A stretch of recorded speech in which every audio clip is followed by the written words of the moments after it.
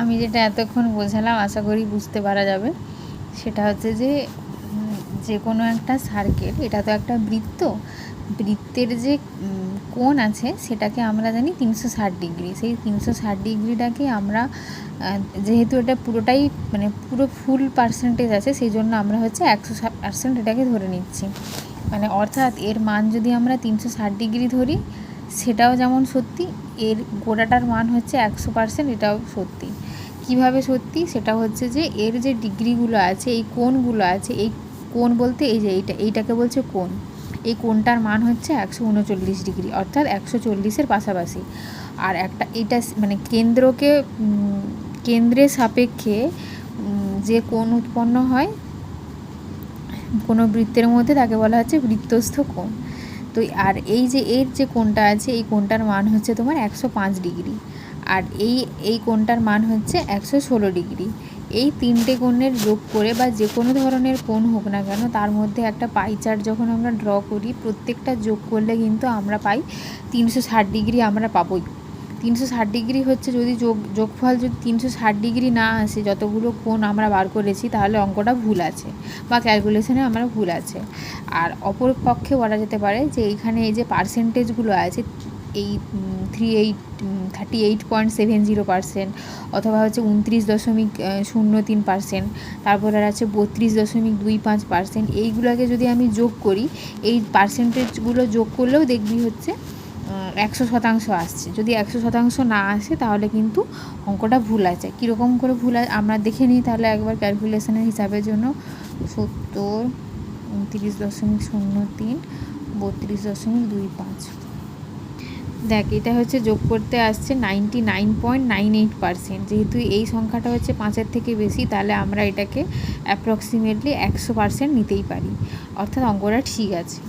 এরপরে আসছে যে জিনিসটা, সেটা হচ্ছে যে কিভাবে আমরা পার্সেন্টেজ থেকে ডিগ্রি বার করব, সেটা তো আমি বোঝাইলাম যে 100%-এর ভ্যালু যদি 360 ডিগ্রি হয়, তাহলে 1%-এর ভ্যালু হচ্ছে 360 ডিগ্রি বাই 100, আর তাহলে এই কোণটার মান হচ্ছে 360 বাই 100 ইন্টু এটা।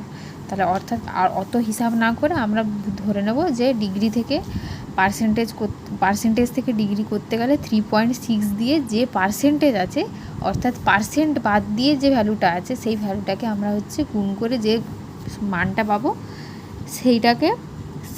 সেইটাকেই বলা হচ্ছে ডিগ্রি। এবারে আমরা ক্যালকুলেশনের সুবিধার জন্য, এটা যেমন 139.8 আছে, এইটাকে যেহেতু এটা 5-এর থেকে বেশি যদি হয়, তখন এটাকে আমরা 140 নেব। আর এটা যেহেতু 139.32 আছে, অর্থাৎ 3টা হচ্ছে 5-এর থেকে ছোট, তাহলে আমরা সেই জন্য 139 নিয়েছি। আশা করি বোঝাতে পারলাম। এরপরে হচ্ছে আমি এটা সহজভাবে বোঝাচ্ছি।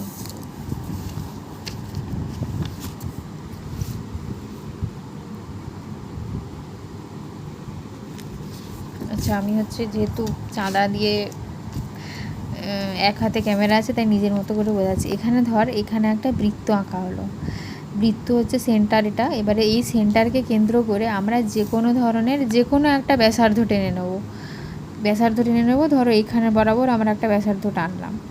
এইবারে এই ব্যাসার্ধতে বসিয়ে যে মানটা হবে 140 বা 139 বা 110, তখন হচ্ছে 110 আমরা টানবো। এই টানা বরাবর যেটা হবে সেটা হচ্ছে সেইটার সাথে, বৃত্তের বাইরে যাওয়া দরকার নেই, এই কেন্দ্রের সাথে বসিয়ে সেইটা হচ্ছে আমরা এঁকে নেব। এরপরে হচ্ছে পরবর্তী যে কোণটা হবে এঁকে নেব, এটাই হবে। এটা এইখানে বসিয়ে এই যে পয়েন্টটা আছে, এটা আমরা মাপলাম, এই পয়েন্টের সাথে এই পয়েন্টটা আমরা যোগ করব। এরপরে ধর আমি মাপবো হচ্ছে 105 ডিগ্রি। তো 105 ডিগ্রিটা এইখান থেকে বসালে হবে না, 105 ডিগ্রিটা আমাদেরকে এইখানে বসাতে হবে, অর্ধেক বরাবর। এইখানে বসিয়ে এইটার সাপেক্ষে যেখানে ধরো 105 ডিগ্রি আসছে, 100 থেকে 5, এই 105 এইটার বরাবর, তখন আমাদেরকে এইখান থেকে এই লাইন বরাবর যে রেখাটা যাচ্ছে সেইটাকে যোগ করে দিতে হবে। হয়ে গেল। যেহেতু আমাকে 3টে ভ্যালু দিয়েছে, আমি 2টো ভ্যালু বের করে নিয়েছি, আর বাকি যে বৃত্তের অর্ধেক অংশটা পড়ে আছে, এটা পুরাটাই তৃতীয় ভ্যালুর জন্য।